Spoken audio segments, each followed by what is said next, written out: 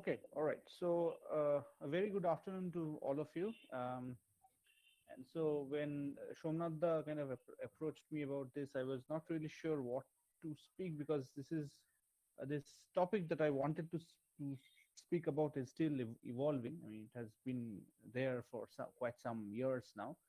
So I just thought of kind of put some of the things that are there in very like rough overviews, because many of you may not necessarily be fully aware of what is happening, and also give you some interesting questions, okay, which you might want to think about, and particularly given that you all are mostly from a maths background, this I thought that this topic might be of interest to all of you. Okay. Okay, so without further ado, let's get into what it means to say data depth, because we'll have data depth in dimensions 1, 2 till infinity. Okay, okay. So first and foremost, what is data depth in general? Okay. So data depth, what it tries to do is essentially give an ordering of the points of your sample, or of an ordering of the points in your data set with respect to the sample at hand. Okay. So if you are thinking of a particular sample of size n, then data depth is essentially trying to give you an ordering of these points, so which is the most central point till which is the most outlying point, that kind of an ordering. So it is essentially a center outward ordering. Okay? And if you are thinking of a particular probability distribution, then you can look at any particular x in the support of that probability distribution, and you want to kind of figure out what is its position relative to the probability distribution at hand. Okay. And so what is it that okay, so let's try to understand this thing in dimension 1, and we'll then kind of go to higher dimensions, and I will also give you why, or I will also tell you why data depth is a useful tool in statistics. Okay, so look at this arrangement that I have, and I've essentially marked with a blue point, and there are 4 other red points. So you see, one aspect is, so these are like, this is a sample, imagine, of points, okay, of real valued number, or real numbers. And so if you think about the blue point, I mean, if you think about the blue point from a very naive perspective, then you would obviously imagine that the blue point is central, okay, or it is the central point in this data cloud. Okay? And these 4 red points, these are like outlying points. Okay? So, but how does one then quantify this, or how does one then try to capture this idea that we have? Okay? So one way of doing things is to try to use what is called the empirical distribution function. So you all may be familiar with the empirical distribution function, at least those of you who have done a course on probability theory, or at least a first course on statistics, must have encountered the empirical distribution function. And if I want to capture this perspective of mine, that how do I make this blue point a central point and the other points outlying points, is to kind of define a notion of depth, okay, in this way. So I define it as the minimum of fnx and 1 minus of fnx. Okay. So fn is the proportion of, so the empirical distribution function is the proportion of data points that are on the left of x, and so 1 minus of fnx will be giving you the proportion of data points that will be on the right of x. So by taking into account the minimum value of fnx and 1 minus fnx, I'm essentially ensuring that the points which are towards the left extreme will have a very small value of fnx. The points which are at the right extreme will also have a very small value, but that of 1 minus fnx. And the point which is close to this blue point, or the blue point itself, will have a balanced value of fnx and 1 minus fnx. So if I take this minimum of fnx and 1 minus fnx, then I will be able to kind of capture this idea of mine that the blue point is the central point amongst this data cloud, and these 4 red points are the so-called outlying points. Okay. Now, so before we kind of go into what are different uses of data depth, it's perhaps better to kind of also look at how we use data depth, or how do we define data depth when we don't have a real valued sample, but we have a vector valued sample. And mind you, this definition of depth that I have given you, the minimum of fnx and 1 minus fnx, this I have defined for just a sample. If you want to define it for with respect to a probability measure, so suppose you have a probability measure with a cumulative distribution function, say capital F of x, then you can define it in the same way as minimum of fx and 1 minus 1 minus fx. Okay. So if you think of, say, a normal distribution, okay, and then you do it as minimum of fx and 1 minus fx, then obviously you can think of, or you can imagine that the point 0 will have the maximum value of the depth. F of 0 is half, so the maximum value of the depth will be half. And for points which are closer, or which have large values or large absolute values, they will have a smaller value of the depth, because either f of x or 1 minus of f of x will be small. Okay, so now let's try to see how we can kind of develop the notion of depth in dimensions 2 or more. Now, before we kind of do that, now is the point where perhaps I should tell you that why should we try to look at data depth. So you see, in the real line, we already have an inherent ordering. Okay? And a big branch of statistics called non-parametric statistics essentially tries to exploit the ordering or the rank of your observations in your sample to develop what are called non-parametric statistical procedures. And one of the most useful things about non-parametric statistical procedures is that they bypass your standard distributional assumptions. Okay, so in many statistical procedures, you might see that, okay, let's assume that this sample comes from a normal distribution, or let's assume that this sample comes from, say, a Cauchy distribution, and so on and so forth, and then we try to develop a procedure. Okay, but in practice, it might be difficult to verify whether or not a sample comes from, say, a particular given distribution. So non-parametric statistical procedures were developed essentially to bypass this assumption and make it a universal procedure, in a sense, something that works whatever be your distributional assumption, so long as you have, say, a continuous distribution or maybe a discrete distribution. Of course, there is no point in trying to develop such a universal procedure that works for all distributions, because inherently a continuous and a discrete distribution will have different behaviors. So that is one reason why this data depth comes in, because using depth, one can actually develop different non-parametric procedures. You might then ask me that why do we then need depth in dimension 1, because we already have an ordering, something which is given by the inherent ranking of real numbers. Well, it is indeed true. And this is why depth essentially starts playing an important role once you go beyond dimension 1. That is dimensions 2 or more, where you start, or where you essentially do not have an inherent ordering. There is no inherent ordering from dimensions 2 onward. And this is where the notion of a statistical depth or a data depth comes in very handy, because it then gives us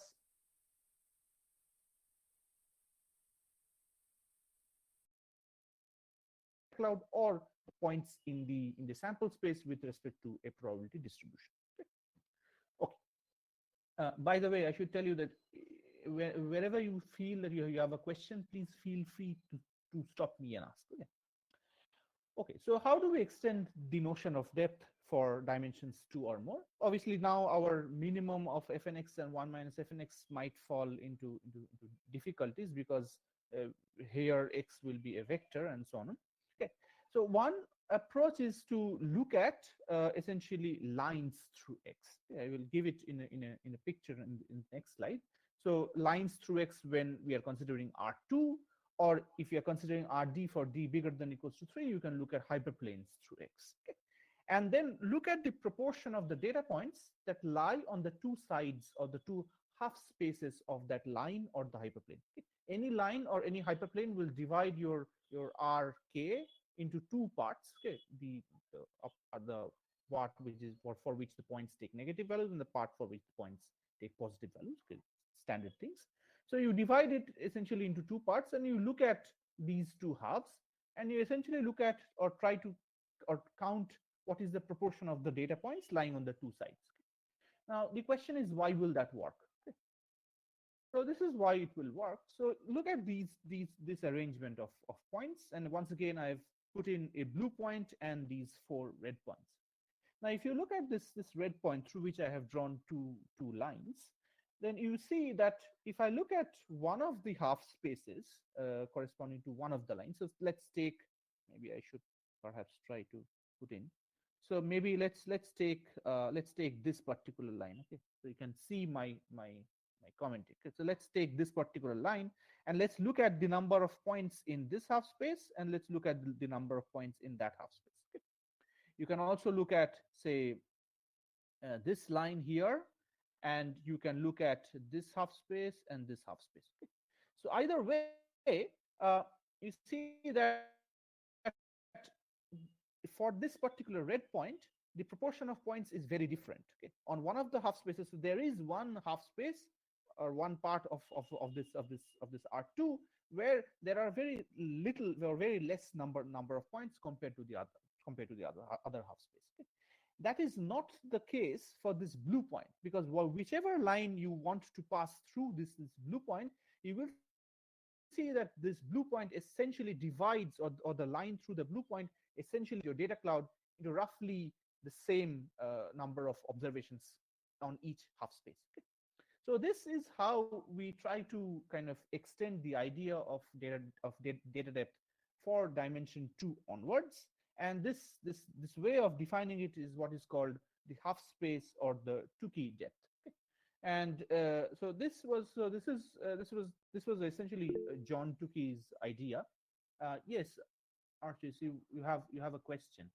Yes, my question was that will the number of points on either side depend on the orientation of the line? That means if I rotate the line by some angle, Yes, then of course, it it will depends. depend on the orientation of the line, and that is why the way half space depth is defined is that you look at the minimum of the proportion of the data points contained in any one of the half spaces. So you fix one half space, and essentially you keep on rotating the line. So if I want to uh, do it in this way, so I essentially keep on rotating the line in this fashion. They keep on rotating the line, say in one direction, and start looking at the proportion of points which are, say, on this side, of the line. Okay. And then look at the minimum number of, or the minimum of proportion of the points. Okay. That is what will give us the definition of the half space depth, or the Tukey depth. Okay. So it was John Tukey who, I think it was some international congress of some ICM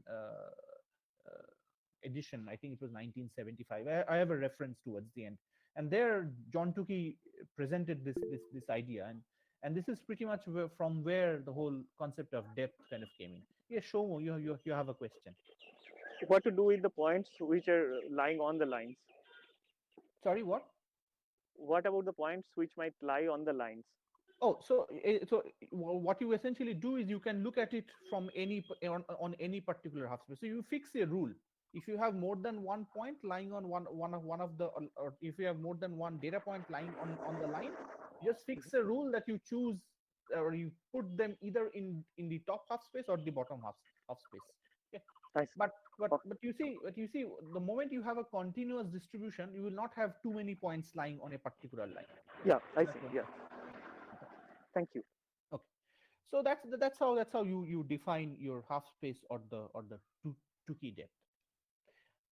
Okay. So another example I've given is, as I've taken just blindly 30 samples from a bivariate normal distribution. So essentially, I write it as bivariate normal, but this is essentially two independent normals, product of two independent normals. And there you see that this blue point, essentially any line through this blue point will divide your data cloud into roughly equal parts. Whereas for all of these four red points, you will not have too many points, or at least you will be able to find out at least one line through each of these red points, so that there would be no point in one of the half spaces. Okay. So in fact, if you calculate the half space depth for each of the red points here, you will get a half space depth of 0, because there will be one hyperplane, or there will exist one here line. There will exist one line such that there will be no data points on one of the half spaces of that line. Okay? So you'll have a half space depth of 0. While for the blue point, you will actually get a half space depth that is half. Okay. Yes, Abhilash, you have a question. Sir, I wanted to ask that for the blue point that we have Mhm. defined, Mhm. it essentially has equal number of points on all sides, right? So its depth Right, comes out to be. right. So, so is this? So this is definitely some sort of central tendency that we come across here. Absolutely, So, absolutely. so sir, is this the idea of extension of median to like the statistical median of the data? Yeah, yes, it is indeed. So you have this whole class of what are called depth-based medians. I will come to that a bit later. So this is one way of defining medians for dimensions 2 onwards. It's a very good question, and I would have come to that, but you have given the answer. It is indeed so. Depth, and another use of depth, other than whatever I have written down here in blue. Another use of depth is to define median. So you know the usual definition of median for a real data set, but of course you cannot extend that definition for dimensions 2 onwards. And using depth, you can actually define what is called a depth-based median. You essentially look at the point which has the highest depth. Okay? That gives you a measure of central tendency of your data cloud, and hence gives you the median, or you define the median in that way. And Okay. sir, for Yes. Yes. one-dimensional data where we Mhm, do mhm. have ordering, does the depth-based median always It coincide with yes, statistical median? it does. It does. It does. Yes. Thank you, sir. At least you at least you can verify it for the half space, but in general it does. Yes. Yes, sir. Okay. Yes. Okay. Thank you. So what are the other uses of depth? One use we saw is to define what is called a depth-based median. The other things that are used the other things that are done using depth are so-called trimmed means. I'll explain some of these things. Trimmed means, or depth-based central and outlying regions, depth contours, depth-based classification and clustering procedures. Okay, give you of depth is to construct what are called robust statistical procedures. Okay, so roughly speaking, so you might have a data where you might have some kind of a contamination. Okay, so either due to error in the way you record your data, or it may be that the part of the data essentially comes from some other data generating process, not your original not your data generating process of interest. Okay, so all of these things give rise to what are called contaminated data. Okay, and the idea is that you want to develop statistical procedures which are robust against such contaminations in the data, okay, which do not really depend on, or which are not really affected too much by contamination in the data. Okay. One very simple example in the univariate case is the mean versus the median. Okay. So for example, if you have one data point, when you calculate the mean, if you have one data point which takes a very large value, of course then the mean will start taking a very large value, because the mean is very easily influenced by that single point. Okay. But that will not be the case for your median. Okay. In fact, you will need more than 50% of the data points to be changed in order that the median be changed. Okay, because the median is the midpoint.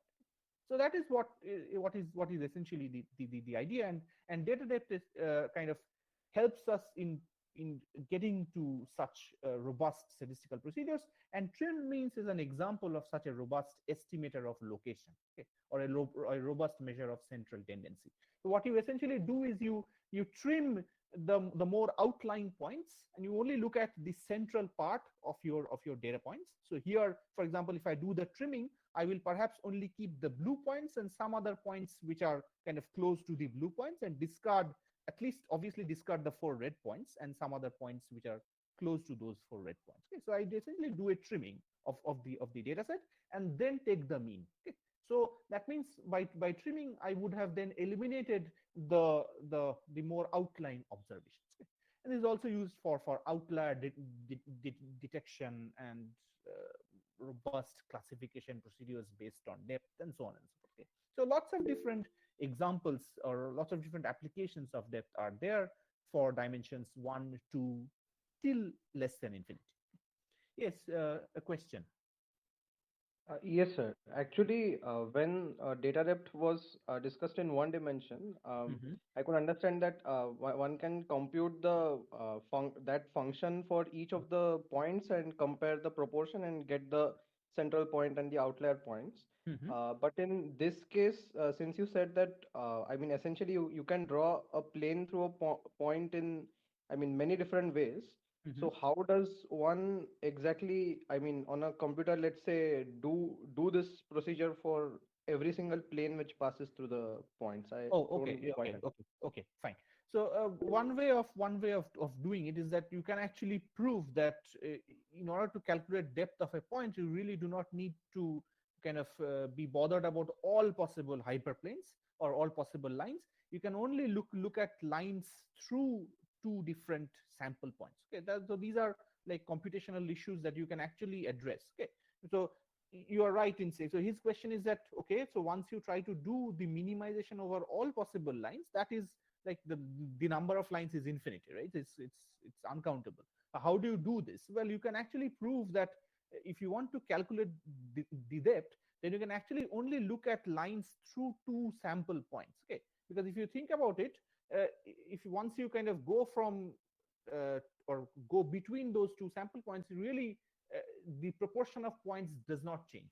It would only change once you move from a set of two sample points to another set of two sample points. Okay, this is a very kind of easy visualization. If you think about it carefully, you will be able to see it. Okay, so you only kind of look at a few lines. Not all lines are required because the depth won't change if you vary only if you vary over other lines. Okay? So that is how. So these are some of the computational issues that have been addressed. Okay? And similarly for other depths, so this is about the half space depth. If you look at other depths like so-called projection depth or simplicial depth, there are other kind of computational eases or computational simplifications that one can do. Okay, I will talk about spatial depth later on, and you will see that is anyway a very simple depth to compute. Okay, so that takes care of depth in dimensions 2, 3, dot, dot. Now we are, or I am at least, more interested in kind of looking at functional data and depths related to functional data. So for those of you who are still not aware of functional data, essentially functional data talks about such examples where your sample points are not numbers or vectors, these are functions. Okay? And this can arise in several different scientific fields, like you can have chemometric data, you can have spectrometric data, you can have signals, you can have temperature curves, rainfall curves, and so on and so forth. Okay? So broadly speaking, functional data analysis means analysis of data which can be looked upon as functions, or could be curves, could be surfaces, could be other more complicated things. Okay? So these are some examples. I will not bother you with these examples, but perhaps take you to the next picture. Picture anyway speak 1,000 words. So these are different examples of functional data, and a glance at this slide will tell you that now we are dealing with more complicated data objects, okay? Which need not always be very nicely doable, okay, or manipulatable. Okay, so we need to develop statistical procedures more carefully for analyzing such data sets, okay? And hence also we need to be more careful when developing notions of data depth for such data sets, okay? Or probability distributions on function spaces. Okay, so what has been done? Let's try to kind of do it. Okay? Now, one way of dealing with functional data is to embed your data set into some infinite dimensional space, typically an infinite dimensional Hilbert space, and look at probability distributions or data points in those infinite dimensional Hilbert spaces. Okay? Now, if I want to kind of develop a notion of half space depth for infinite dimensional Hilbert spaces, or for data or distributions on infinite dimensional Hilbert spaces, how will I do it? Well, that's pretty easy, because there is a notion of hyperplane for any Hilbert space. It's given by the standard inner product. So if you have a hyperplane with a normal vector L, and which passes through a point x, the equation of the hyperplane will be the inner product of L times y minus x, that is equals to 0. So the most simplest way of defining half space depth would be do the exact same thing. Whatever you were doing for RD, just repeat that thing. Okay? So you take the infimum over of these probabilities. So L prime capital X minus small x bigger than equals to 0. So that is one particular half space, and look at the probability of that half space in terms of data. This probability would translate to the proportion of points in that half space. And when you look at a probability distribution, you are looking at the probability of that particular half space. And you take the infimum over all L belongs to that Hilbert space script X. Okay? And of course, you can look at not just all L, but only L with norm equals to 1, because you can normalize both sides. Okay, so that's all fine and dandy. But then the problem is that there is a big problem. Okay? And I will tell you what the big problem is. Okay? So for simplicity, let's concentrate our attention to the space L2, which is the space of all real valued square summable sequences. Okay? And let's take a very, very simple example. Let's look at a sequence. So any random variable in little L2 will be a sequence, right? It will be a random sequence. Let's take a random sequence, each of which has a Gaussian distribution, okay? Some normal distribution with a 0 mean and some variance sigma k square. Okay? Now, if this capital X has to be an element of small L2, it is necessary and sufficient that your summation sigma k squared has to be finite. Okay? So let's take this scenario. Okay. Now, I will state one particular result, and then I will tell you how this result is useful. So the result is the following. So if I look at, or if I want to find out the half space depth of this vector x1 to xd with respect to the Gaussian random vector capital X1 to capital XD. Okay, so capital X1 to capital XD, all of them are independent, 0 mean, and variance sigma k square. Okay. You can actually show that the half space depth of this vector small x1 to small xd with respect to the distribution of this Gaussian random vector capital X1 to capital XD is a continuous, strictly decreasing function of this quantity, the summation xk square divided by sigma square. Okay. And the value of this function essentially decreases to 0 as the argument tends to infinity. So as the summation xk square by sigma k square grows to infinity, the depth will essentially decrease to 0. Okay. So this is a result. Okay, so how is this result at all useful in this scenario? It's useful in this scenario because of the following reason. Okay. So I will just go from my slides to, I just thought of showing this. So recall how was half space depth defined? This was defined as the infimum of probability that L prime x minus x was bigger than equals to 0, where I take the infimum over all L equals to 1. Okay. Or you can just take any L in x. Okay, that's fine. Okay. So that I claim is less than or equals to the infimum over d bigger than equals to 1, the infimum over say v in Rd norm v equals to 1 of the probability that v times x minus x is bigger than equals to 0. So what I do is I choose special values of L, namely L lying in Rd, so that only d many coordinates are non-zero, the others are all 0.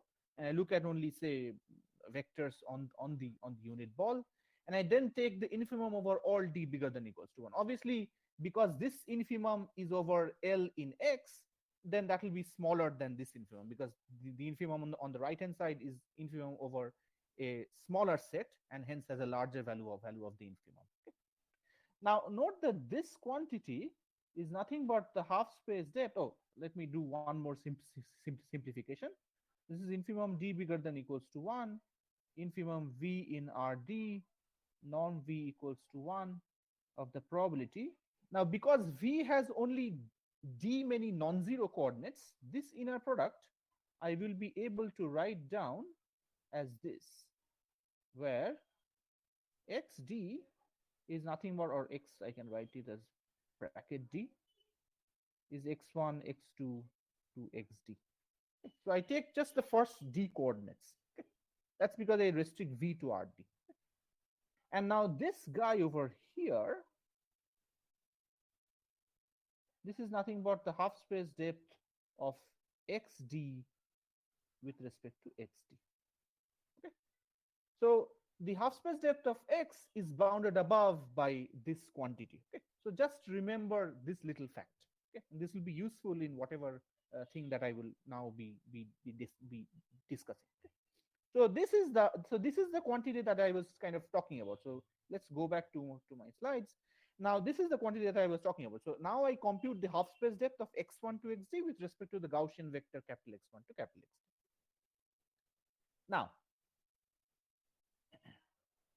Now this guy, the summation x k square by sigma k square, you can actually prove using strong law of large numbers and those things. So for those of you who are not aware of strong law of large numbers, don't bother. Just take it on face value that the summation capital X k square by sigma k square, this thing actually diverges to infinity as d goes to infinity. So if you keep on increasing d, this quantity, the summation capital X k square by sigma k square, that will essentially diverge to infinity. Now what does it mean? So note that what we said was that the half space depth of any point, that is a decreasing function of summation x k square by sigma k square. And I know that at the random variable level, this capital X k square by sigma k square, the sum, that diverges to infinity. So that means almost surely these sums, the summation x k square by sigma k square, these sums, these guys over here, this almost surely goes to 0 as d goes to infinity. Okay. That's because the thing happens at the random variable level. Okay. What then that implies is that if I compute the half space depth of now my x in L2, okay, with respect to my capital X, which was this Gaussian measure, that half space depth is 0 for all x on a set of Gaussian probability measure 1. Okay. So this is what we get from all of these little analysis. I take essentially too many projection directions. Okay. So the unit ball is a non-compact set, right? This you know that closed and bounded balls these are not compact in an infinite dimensional Hilbert space. Not compact means there are too many projection directions over which you are taking this infimum, and hence as a result of that, the infimum is becoming 0. Okay. So really, half space depth defined on infinite dimensional probability spaces will not make any sense, because after all, it is not giving you any ordering of the points in your sample space. All points, or pretty much all points, or almost surely all points, have half space depth equal to 0. And this degeneracy of the half space depth, this is not restricted to little L2, nor to Gaussian measures. This is true in much more generality. That is a problem. Okay. However, one thing that is still well defined is the half space median. Okay, because if you look at symmetric distributions symmetric distributions would mean that x minus a and a minus x have the same distribution. If that is the case, then we say that x has a symmetric distribution around a, then you can actually show that the half space depth of a is still half. So although you have this degeneracy of the half space depth, the half space median will still be well defined. And this problem that I mentioned and about these too many projections and all, this also kind of you can show that definitions of depth which are defined through projections, okay, for example, the projection depth, that will not, such notions will not be well defined for infinite dimensional spaces, as will be other notions of depth. For example, I mentioned the so-called simplicial depth. That will also not be defined, because the simplicial depth essentially requires you to construct a simplex, a d-dimensional simplex around the point x, and then look at things. Of course, you cannot define things like an infinite dimensional simplex. Okay? So all those things kind of fall apart. Okay? All right. So what can we do? Sorry. Oops. Let me just. Okay, it can still change. Fine. Okay. So what can we do? Well, we are looking at functional data. So we are looking inherently at functions. So we might want to then try to exploit properties of functions to define notions of data depth. Okay, what do we mean by properties of functions? We can look at, say, bands formed by the graphs of two or more functions. We can look at regions above or below a function, so-called your epigraphs and hypergraphs. Okay, or you can look at a function as point evaluation. So remember, you can write a function f of f as a collection of point evaluations f of x. Okay, you can look at all of those things, and indeed there have been several notions of depth that has been defined or that are available in the literature based on such perspectives. Okay, so you can band depth, modified band depth, half region, modified half region, integrated data depth, and a flexible version of that. You also have a functional version of the half space and projection depth, and what that exploits is that viewing the function as a point evaluation. Okay, so you look at pointwise, you look at the definition of a half space depth that you can do for each point, and then in some way you kind of summarize those values. Okay, this list is very large. Okay, this list is very large. There has been a lot of literature. So I will just try to give you some ideas about how people do it. So this is the modified band depth I was talking about, and this is the band. Okay, so this gray region that I have is essentially the band formed by these two functions. So this is one function, and this is the other function. So this is the band formed by these two functions, or sorry, not this one, this one, the point, the middle one. Okay. So and essentially what you then do is you try to understand that if I have any sample function, then what is the proportion of time a function kind of lies in this band. Okay. So the understanding is that if your function is a central function, how do you define a central function? A central function would ideally be spending a lot of time inside a band formed by any two sample functions. Okay, so that is the idea of a modified band depth, and this is how they kind of try to develop it. So you look at this integral. So essentially you look at, say, j many such sample functions, and you look at the band. The band will be given by the minimum and the maximum, and you take any function small x, and you look at this indicator, and the integral is giving you what is the proportion of the time, or what is the length, or what is the Lebesgue measure of the time, or the amount of time that this function small x spends in the band. Okay. And then you take expected values and look at these sums, and that's how you define modified band depths. Okay.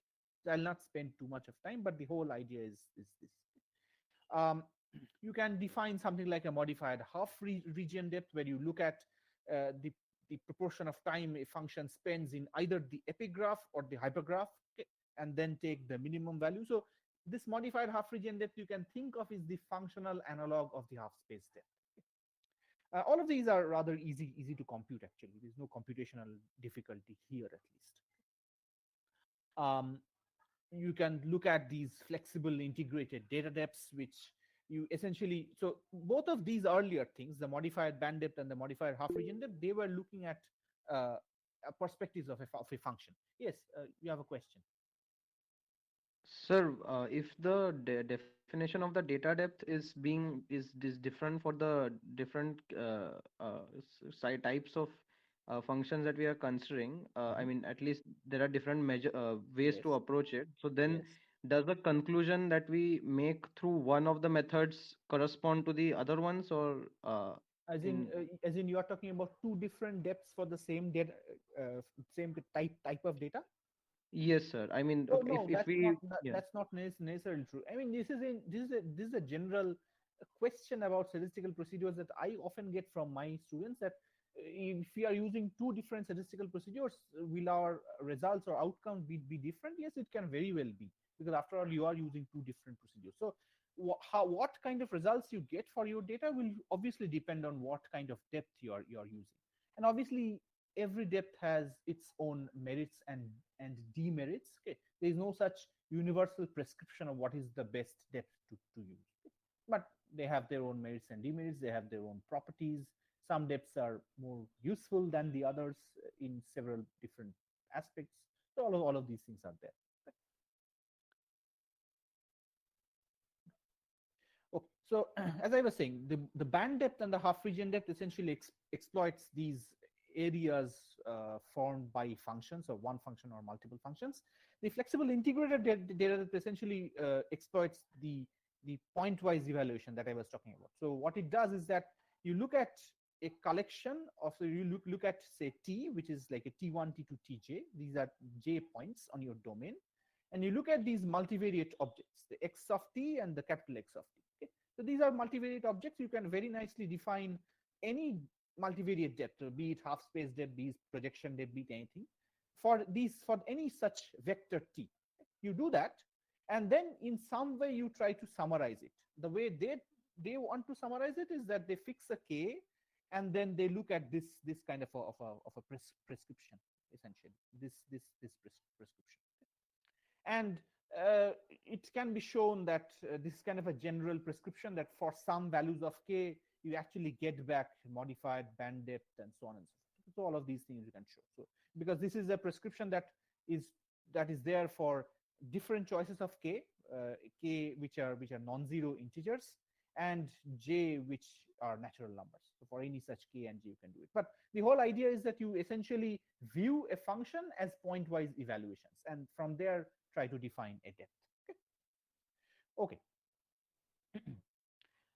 This is another thing called random Tukey depth. So what it does is that you look at random projections, not just fixed projections, but you look at k different random projections, and then you project your data and your distribution in that random projection and define half space depth in those projections and take a minimum. Okay. So all of these are different examples of things that people have tried, and all of these, and you see that they come from different views or different perspectives. Okay. Okay, fine. So so now I'll go to spatial depth, which is one of my favorite depths, and I'll tell you why this is one of my favorite depths. Because let's look at spatial depth for finite dimensional data, and then we'll extend spatial depth for functional data. For finite dimensional data, the spatial depth is defined in this way. So you define these unit vectors, small x minus capital X divided by norm of small x minus capital X. Take the expected value and do the 1 minus the norm thing. Okay. Now, before I go into the interpretation as to why we do this, let's try to look at what will be the extension of spatial depth from finite dimensional spaces to infinite dimensional Hilbert spaces. Well, the definition will be absolutely the same. It will be exact. Okay. Because the norm is still well defined. I can define everything else. So really, there is no need for any new definition of the spatial depth from multivariate data to functional data. Okay. No modifications are required. And you can actually define what is called a spatial median by looking at the point which maximizes the spatial depth. All of these are very well-studied objects. And if you want to compute spatial depth in practice, if you have a multivariate data, well, you just replace the expectation by the average. Calculation is very easy because you just have vector manipulations. You can compute these norms or these unit vectors, and then just take the average of them and take the norm. So all of these are very easily computable in big O n time. Okay. So there's no problem with that. So that's spatial depth. And now what is the goal of it? So here I have another picture here. So recall what we were trying to do. So the idea is that if you look at this green point and if you look at the red point, so if you look at, say, unit vectors coming from the data points towards this green point, so you see that all of these unit vectors will have different directions. Okay, so look at the second picture over here. So these unit vectors, because they come from all different directions, so when I look at an aggregation of these unit vectors, because they're coming from all different directions, this aggregation will roughly be 0. Okay. So if I look at 1 minus that quantity, that should roughly be then 1. So that's why the spatial depth is defined in this way: 1 minus the norm of the expectation. Okay. So you think of expectations as averages. And so this green point will have unit vectors contributed from all possible directions, and their aggregated effect will essentially nullify. Whereas for the red point, if I look at unit vectors from these data points to that red point, you say that they're pretty much having the same direction. So even if I aggregate it, this will be a vector that will have that'll have that kind of a direction. So think about it. So this red vector, the resultant will be something that's in this direction, and it will be a non-zero vector. Okay, this resultant. Whereas for this, because you are coming from all possible directions, you are essentially nullifying the effect. Okay. So the spatial depth of this red point will be pretty close to 0, if not 0, and the spatial depth of this green point will be 1, or pretty close to 1. So that is the whole idea of spatial depth, and this is it. Essentially tries to look at a very simple geometry of the points and defines the depth accordingly, okay, so that it matches with whatever you're trying to achieve, and it is very easily extendable or to functional data. Okay. All right. So one of the uses of data depth, again, apart from the others that I have mentioned, is the construction of what is called a depth plot. Okay. So a DD plot essentially is an exploratory statistical procedure and often forms the first step of many statistical techniques. So suppose you want to test whether two populations are different. Okay, so you have two samples, and you're trying to test whether these two samples come from the same population or not. Okay. So so you can obviously do a formal hypothesis testing for that. There are several methods, but you can also try to do a very explanatory approach, and that using depth plot. Or maybe you want to do classification. You can do depth-based classifications, or you can just look at the DD plot and try to understand what is the behavior. So roughly speaking, the DD plot is the following thing. So you have two samples, S1 and S2, and what you want to do is you want to give a plot. The plot is you pool both of the samples, could call the pooled sample S1 union S2, and you take any Z in S1 union S2, and you compute the depth of Z with respect to S1 and with respect to S2. So you get a two tuple, something called a D1Z and a D2Z. And you essentially plot D1Z versus D2Z. Okay. So I'll show you a little picture. So this is an example that I have taken. This is a growth curve example. So you have growth curves of boys and you have growth curves of girls from ages, I think, 1 to 18. This is a very famous Berkeley growth data, which was used in different situations. And you look at heights. Okay.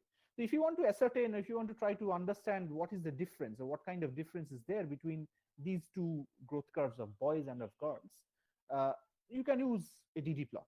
Okay. I have given the DD plot on the right hand side. So these red circles are the depths of the samples of the boys with respect to themselves. Okay. And also, so the circles essentially are 2 points. Okay, so two tuples. So on the x-axis I have depth with respect to the boys sample, and on the y-axis I have depth with respect to the girls sample. And the red circles are essentially when I take Z from S1. Okay. So you see that for the boys sample, it has more depth with respect to the boys sample. Okay. So for any point in the boys sample, its depth with respect to the sample of the boys is much larger than its depth with respect to the sample of the girls, and vice versa. What that essentially kind of tells us is that there is a significant difference between these two depths, okay, or between these two populations. Because if these two populations would have been the same, then I should have ideally got similar depth values, right? So that's kind of gives you an exploratory idea or an exploratory tool of how to use depth when trying to devise certain statistical procedures. It could either be testing, it could be classification, it could be anything else. All right. And I've just done it for spatial depth. You can have analogous pictures for other depths, your favorite depth. Okay. So yes, you have a question. Yes, sir. How do we go from there are two types of graphs that you showed in the previous slide. So how do we go from the height versus age graphs opposed to the DD curves? Oh, so that we go from it in this way. So the height versus, so I take any Z which is in S1 union S2. So take Z to be X1. Okay.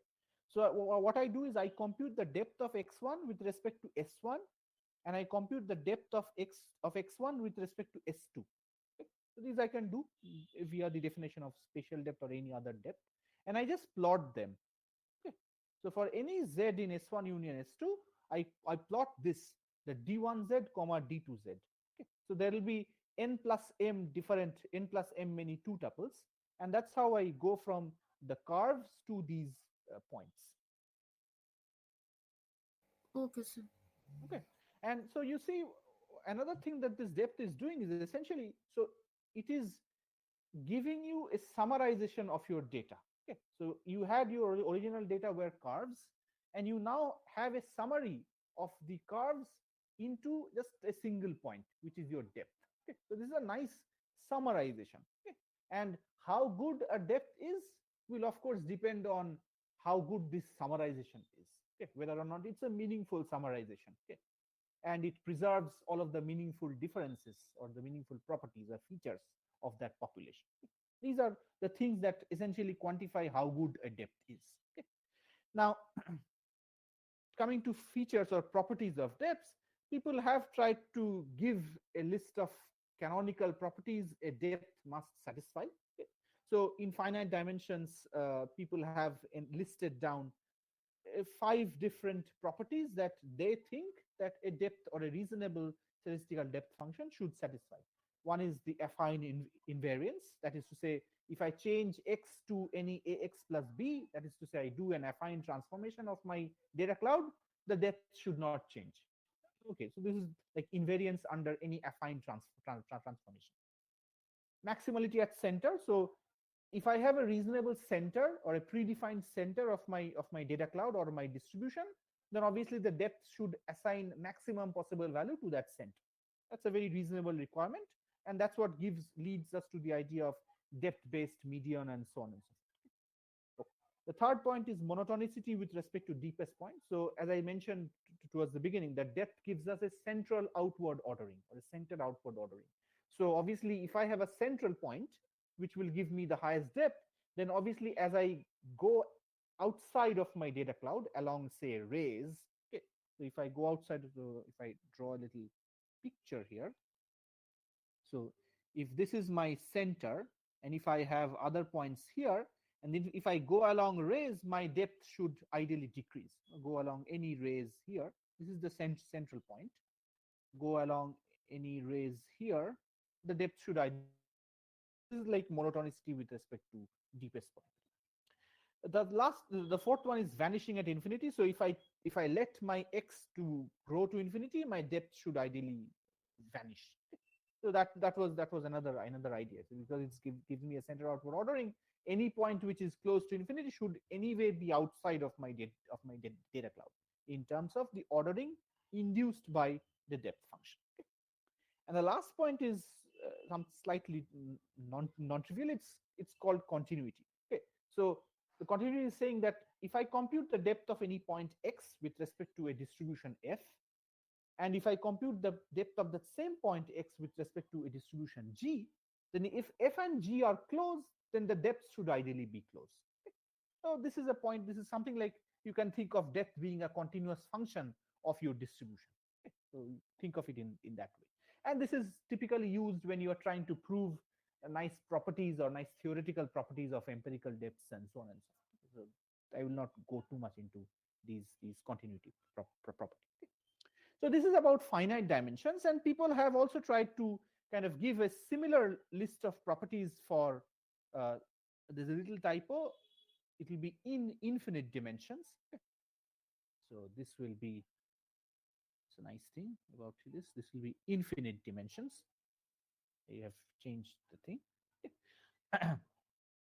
Obviously, in infinite dimensions, not necessarily everything that works in finite dimensions will carry on. So for example, the non-degeneracy, of course, is something that has to be taken care of in infinite dimensions because of whatever discussions we had earlier about half space depth. Okay. The invariance can now be looked at from multiple perspectives. One could be what is called a scalar affine invariance. So you essentially transform a function scalarly. So ax plus b, where a is a scalar.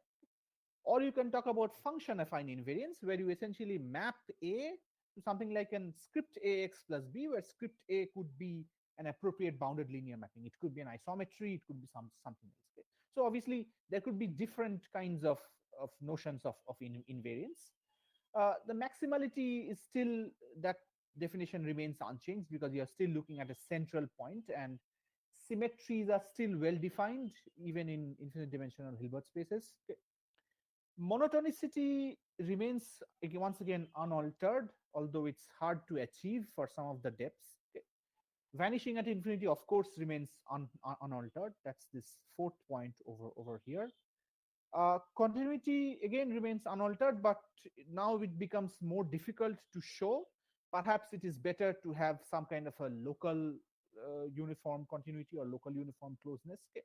So I will not go too much into these slides, but the whole point that, or the message that I'm trying to give here is the following: that although depths are fairly well studied in finite dimensions, uh, they are, many of these notions have been given in infinite dimensions, but their properties are still not very well explored, not really well explored.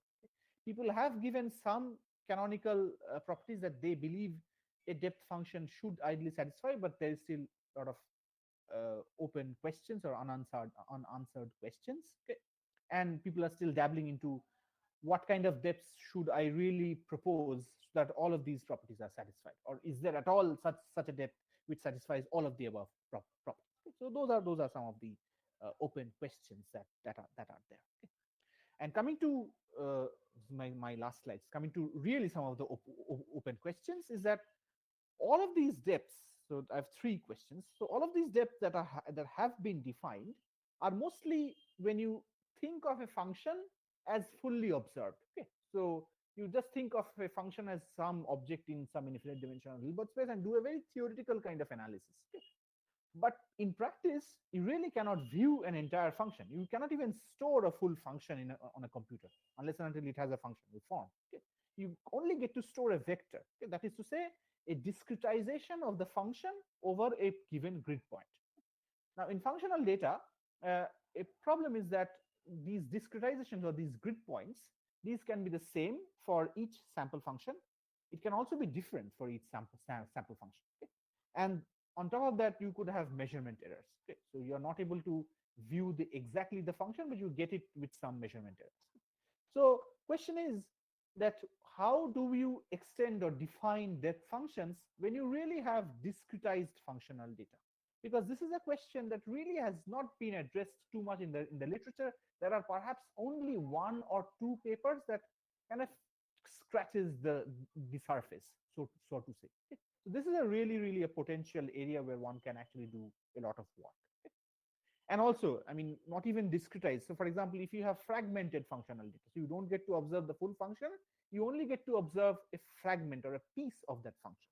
There, obviously, all of these notions of depth will not be applicable because you won't be able to compute them really. Okay. So that's number one. Number two is that, okay, so we have different notions of depth. I gave you a list for univariate or multivariate functional data. But what about more complicated scenarios? Okay, so these days people are talking about manifold valued data. People are talking about point processes and other complex or exotic stuff. Can we have notions of depth there? That's the second question. The third question is that people have used different aspects of functions. Okay, I've talked about bands or graphs or hypergraphs or epigraphs. I've talked about functions viewed as point evaluations. But are these all, or are there other topological features of a function that really one can try to encash on, okay, to understand or develop more better notions of depth? Okay. So for example, a more adventurous question would be, are there features that really I can extract, or features as in topological features that I can extract from a function, so that, and these features better be only finitely many, so that I get some kind of a canonical depth. Okay, so these are the features that will be all in describing my functions, and hence will give me very good summarization of my function. Because depth essentially is giving me a summary, right? So if it is giving me a summary, I better be able to come up with a very nice looking summary. Okay? Some summary that is given by topological features. Okay, so you all are math students. You have done lots of things about like these homologies and persistent homologies and things like that. People are also trying to use these things. Okay, so the whole area of topological data analysis essentially looks at such notions. Okay. We have not, so the depth community has not really dabbled into all of these things, but there is again a potential. Okay. So these are the three different questions that I thought might be of interest to you, and is of course of interest to me. And these are questions that are really worth posing, and also worth exploring. Okay, so I will just give you a few references because I thought that it's better to kind of wrap it up with some references. So I have included all sorts of references. I mean, going back from 2000s to 2021. So you see, I mean, people have been working a lot. Okay, and also I've enlisted this last reference of John Tukey's original address to the International Congress of Mathematicians way back in 1975. Okay? So that's precisely where the notion of depth essentially started developing. Okay, so I will stop here and thank you all for your attention, and any questions, anything that you want to ask, please feel free. Okay, I already see that two people at least have questions. Okay, first Abhilash. Oh, more questions. Sir, I wanted to ask that in context of depth function, if 2 points put it in a better way. So suppose we have n dimensions, as you said that like as we saw that the depth function is symmetric with respect to the central point. So Depth function is not necessarily symmetric with respect to the central point. It should try to kind of there should be a monotonicity property. Okay? As we go along a ray outside of the data point, depth should start to decrease. That is pretty much it. Yes, sir. So my question was that if we sort of like join all the points, which like if we consider the set of all points which have the same depth, essentially computing what are called depth contours. Yes, sir, exactly. Yes. What statistical information could we obtain from that? So the kind of statistical information you can perhaps extract from there is so for example, if you're looking at say trimmed means, so what you're essentially then trying to do is you're trimming all points for which the depth is say smaller than alpha. Okay. So this is what are called alpha trim means. And then obviously you retain all of those points for which the depth is bigger than 1 ms alpha. So in terms of contours, you're only looking at, so if you look at the depth contour at say a level C, or these are also called level sets. So you're essentially looking at the collection of all of those level C or level C sets for which the C is bigger than or equals to alpha. So these are depth contours essentially, if you think about it, depth is roughly partitioning your sample space into so-called equivalence classes, roughly, quote unquote. Okay? So you can think of all of these points which have the same depth as sort of behaving in the same manner so far as its position relative to the sample position relative to the data cloud is concerned. They are pretty much arranged in the same manner, okay, or arranged in the same order. And of course, you can use them to construct different statistical estimators, or you can use them to construct statistical procedures and so on. So that means we could say that like central out in terms of the central outward tendency, they are the same amount of outward with respect to the central point. Pretty much, yes. Their position relative to the center are alike. Right. Thank you. Yes. The others. Did Michelle? Yes. Go on. Yes, sir. Actually, sir, when you are saying that from the central point, it should follow monotonicity property. I was thinking that if because let's say we are in R3, so instead of trying to consider the half planes, what if we consider something like a density function which will tell us roughly in, let's say, one cube, how many point, I mean, one unit cube, how many points of the given sample are there, and we construct a function on the basis of that, wouldn't the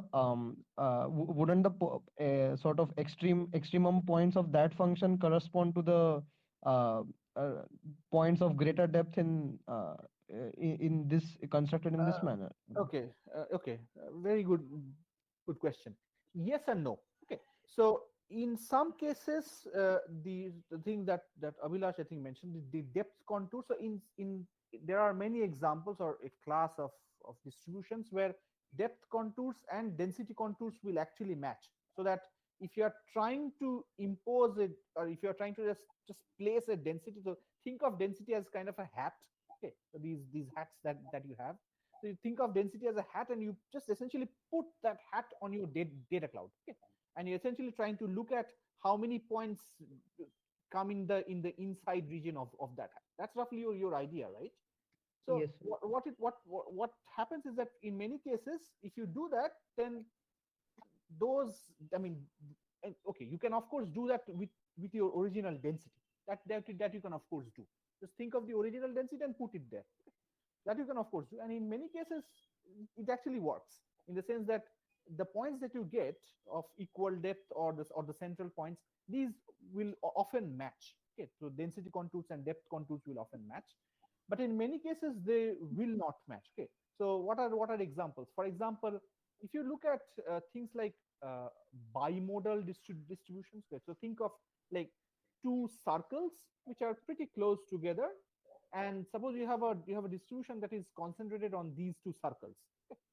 So there it might be difficult for you to imagine one particular density, because then the whole concept of a like one top. Okay, let me perhaps draw a little picture. Let's draw a little. So when you're thinking of a density, you're typically looking of something like this. That's what I mentioned, like a hat. Okay. Now suppose you have a situation where your points are like this. Okay, so you have points here, and you also have points here. Okay. Okay, so if you think of it, if I look at this, oh sorry, my color changed. Oh, okay, I cannot draw in a different color. Maybe let's see if I can draw in a different color. Yeah, I think I can draw in a different color now. So if I look at this point star, I guess this is visible. So if I look at this point star, the density of this point star, that will be very small, because this star is outside of these two clouds. See that the density will be supported on these data points, right? So if I look at this point star, then this point star will have a very small density. Okay? But intuitively speaking, this point star should have, or as I say, quote unquote, should have a high value of depth. Because if I look at a convex hull of these points, or if I look at the collection of these 2 points, this point star, strictly speaking, lies in the central part, right? I mean, from the picture, that's quite apparent. So this is an example where those that density approach that you are saying will not necessarily work. Was I able to All right, explain? sir. Yes, sir, I got it. Okay. So, but your point is very very good. And for these situations, people do what are called local depths. Okay. So they have all of these localization parameters, so that they kind of try to extract whether there are bimodal natures or bimodal kind of features in your data. Because in many bimodal scenarios, or there are other situations also, where standard notions of depth will fail. You need what are then called local depths. I mean, you can think of a data cloud which kind of behaves like this. Okay, so it's like a banana shaped data cloud, and in this banana shaped data cloud, if you have a point like this here, okay, so obviously then the question is this point central to the data point, or to the data cloud, or not? Because standard definitions of depth will not be able to capture this. Okay, nor will your density approach work. Okay, so that's why people go for localized depths and so on, so that they are able to kind of ascertain the position of this star with respect to this cloud in a much better way. But yeah, that is a very good question. Yes, I think Arches. Go ahead. So my question was that in real life, I can at least imagine that there will be many applications for finite dimensional data sets. But like for finite dimensional, like, where can we apply this concept? Oh, in all different scenarios. For example, you suppose you want to detect outlying curves. Okay? So suppose you want to detect outlying curves because, for example, one situation where you want to perhaps detect outlying curves and treat them differently will be if you do something like linear models, okay, or linear regression. So linear regression typically is, and it's quite well known that linear regression is very badly affected by so-called presence of outliers in your data. Okay? So because I mean, if you just take just two a collection of points x and y and you just run a linear regression of y on x, and then what you do is the following. So you take one very outlying point and you will see that your entire linear regression line will essentially get tampered. So the similar kind of thing also happens for functional data. So outlier detection is in general a important statistical problem, whatever be your kind of data. Okay? So depth obviously then there comes in. Okay? That's one. Okay.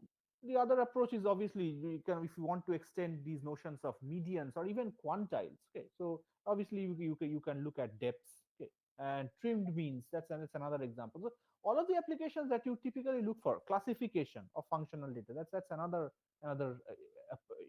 important aspect where you can use depth. So all of the statistical problems that you can think of for finite dimensional data can obviously be extended, and very interestingly extended, not just a brute force extension. Okay, with extended with applications for functional data. Okay.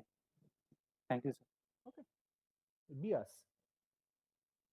Yes, sir. Whatever we did for data points and functions, would it be possible to extend the same thing to vectors and in any of the spaces, say velocity space, momentum space, etc.? And is it possible to extract any good physics out of it? Ah, so yeah, so this is what I was talking about when you have manifold valued data. See, when you're talking about velocity, you have a magnitude and you have a direction, right? It's a velocity vector. Okay? So you have a magnitude and a direction. The moment you include a direction, of course, that no longer lies in your standard linear space or your standard vector space, in general standard linear space. Okay, there you will have to look at manifold valued data sets and manifold valued data. I personally do not know of any notion of depth that works for manifold valued data. Things like where you have, say, for example, suppose your data set considers wind velocities and wind directions. So you're looking at, say, different weather stations, and you're looking at wind velocities and directions, say, in an entire year for different weather stations. You want to ascertain whether the pattern is the same or not. That's a very valid question. If you want to do that, if you want to use, say, a depth plot there, I do not know of any valid notion of depth that works for such data sets. I don't know. That's why I kind of put it as my second part. That what about manifold valued data, things of this kind,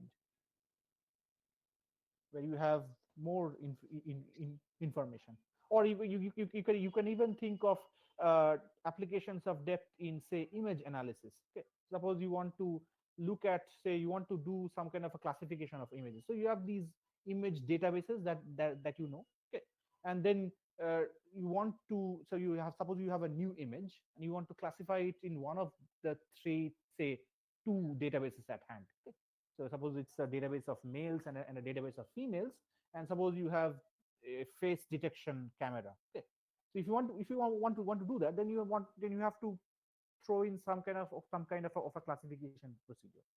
And now, if you have an image, then you can look at different aspects of an image. People do all these things about shape analysis and all. Okay, so there also I do not know of a valid or a nice notion of depth that people have done. No, these are definitive open areas which are worth pursuing, definitely, and physical applications, of course. Okay, sir.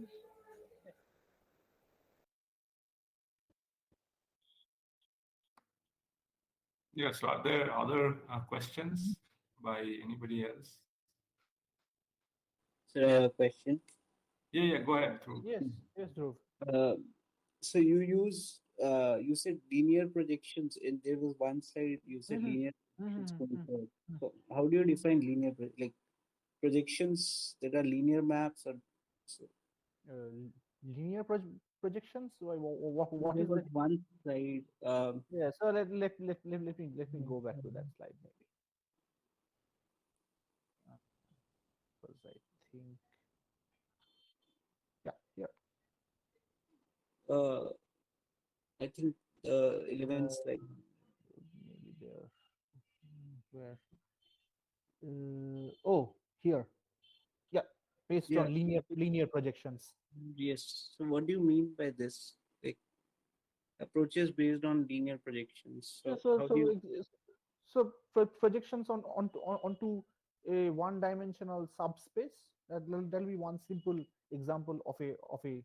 linear projection.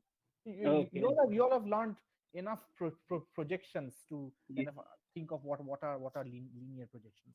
So, for example, when I define half space depth, I am essentially projecting my data onto a one-dimensional subspace spanned by this L. Okay. Okay, that is an example of a nice linear projection. And there was one thing of suitable embedding into Hilbert's. Yeah. So, like, how do you define this suitable embedding? Okay, so I should tell you that this is not the kind of embedding that you are perhaps familiar with in your maths classes. So what I mean by embedding is that you view these sample functions as kind of like IID samples from some probability distribution in some appropriate infinite dimensional Hilbert space. Oh, okay. That's what I mean by embedding. Oh, okay. You view it. Yeah, you view it.